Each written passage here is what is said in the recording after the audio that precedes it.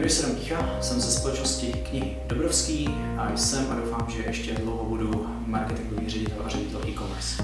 Data nám přineslo mnoho věcí. Já bych zmínil rozhodně nárůst tržeb, to je zásadní, nicméně pro mě to hlavní byl super pohled na data, která jsme nikdy neviděli. Zjistili jsme, že sedí a můžeme se podle nich řídit v mnoha ohledech a činnostech naší společnosti. Takže potom můžeme jít do detailu a zjistit, že jsme získali nové zákazníky. Na spolupráci s datem se mi nejvíc líbí jednoduchost, že náš knihkupec na pokladně vůbec nemusí vědět, že tento zákazník mu přichází přes nějaké data, že tam vůbec něco probíhá. On přijde, zaplatí kartou, odchází, je spokojený a náš knihkupec uspořil obrovské množství času. A ta jednoduchost se přenesla i do rozvoje té spolupráce, celkově do komunikace s týmem, který za datem stojí.